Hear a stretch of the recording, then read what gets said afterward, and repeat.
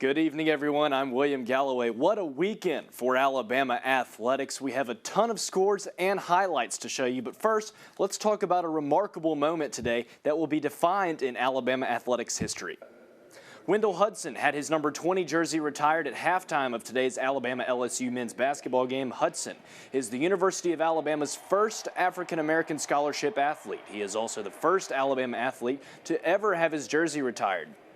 50 years ago, Hudson was recruited by Coach C.M. Newton, the Parker High School grad, played for the Crimson Tide in 1969 to 1973. For the rest of the academic year, all Alabama teams will wear a WH patch or helmet sticker in Hudson's honor.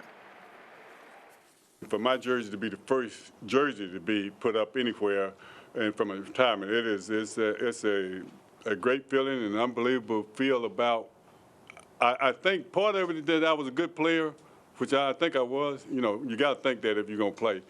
But the other part of it about it, I think, is that I don't think I was a bad person either. Well, Coach Saban and Miss Terry were on hand to see Alabama versus LSU this afternoon. Herbert Jones was playing in his cast again there. He blocks Emmett Williams, and Alabama pushes the ball the other way. Kyra Lewis finds Alex Reese, who knocks down the three. And the Crimson Tide have set a school record of threes made in a single season. The total currently sits at 269. Alabama led 40-29 at the break. With 40 seconds left in the game, Kyra Lewis' shot is blocked, but Alex Reese gets the long rebound, puts up the three, and Alabama goes up by 5. Then 15 seconds left. Herb Jones picks Javonte Smart's pocket, and Jaden Shackelford goes the other way to secure the victory for the Crimson Tide. Jones finished with 17 rebounds in the game despite playing with one hand. Alabama won 88-82, and Nate Oates was very impressed with Herb Jones' blue-collar performance. I think he ended up with 35 points. That's ridiculous, and he did it with one hand. I'm getting chills now. I was getting chills when the crowd went nuts when he went 2 for 2 at the free throw line. I mean, I think our fans know what a warrior that kid is. They wanted to reward him with the rousing ovation they gave him when he went 2 for 2.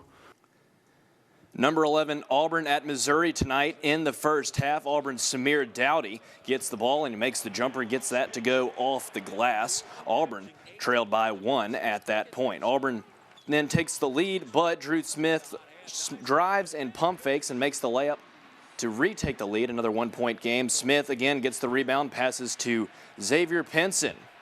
Xavier Pinson goes the length of the court and slams it home. They extended their lead by 10 points. In the second half, Missouri's Parker Braun has a nice dunk there to put away the game. Auburn takes their 3rd loss of the season. Final score, Missouri 85, Auburn 73.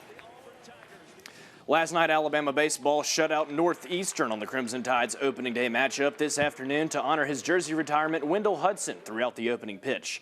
In the bottom of the first, Tyler Gentry grounds one to left center. He'll get on first base and brings in Brett Auerbach for the first run for the Crimson Tide. Top of the second, Connor Shamblin pitching. First baseman Drew Williamson collects it, and 3 up, 3 down for the Crimson Tide. In the bottom of the 8th now, Sam Prater at bat flies out to left field, allowing Miles Austin to run in for the final run of the game. Alabama shuts out Northeastern 8-0. The Crimson Tide look to sweep the series tomorrow at 1 p.m. Not only the result was good, but I just thought Connor's body language was really good. It, certainly didn't start nibbling and trying to avoid the bat. When you pitch in the SEC, you're going to pitch with people on base a lot, and we've thrown back-to-back shutouts, so we're not asking our pitchers to throw shutouts.